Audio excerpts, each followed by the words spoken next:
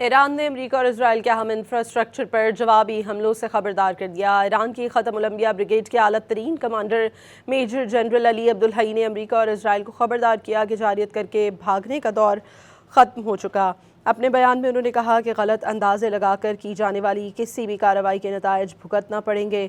ختم الانبیاء بریگیڈ کے کمانڈر کا کہنا تھا کہ امریکہ اور اس کے کرائے کے سپاہیوں کو اندازہ ہو گیا ہے کہ ان کے فوجی سامان میں کفن شامل ہونا لازم و ملزوم ہے۔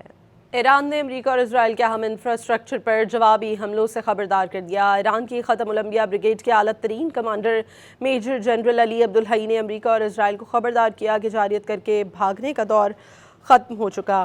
اپنے بیان میں انہوں نے کہا کہ غلط اندازے لگا کر کی جانے والی کسی بھی کارروائی کے نتائج بھگتنا پڑیں گے۔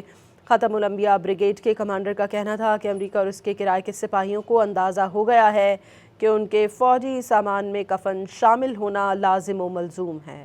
ایران نے امریکہ اور اسرائیل کے اہم انفراسٹرکچر پر جوابی حملوں سے خبردار کر دیا۔ ایران کی ختم الانبیاء بریگیڈ کے اعلیٰ ترین کمانڈر میجر جنرل علی عبدالحی نے امریکہ اور اسرائیل کو خبردار کیا کہ جارحیت کر کے بھاگنے کا دور ختم ہو چکا۔ اپنے بیان میں انہوں نے کہا کہ غلط اندازے لگا کر کی جانے والی کسی بھی کارروائی کے نتائج بھگتنا پڑیں گے۔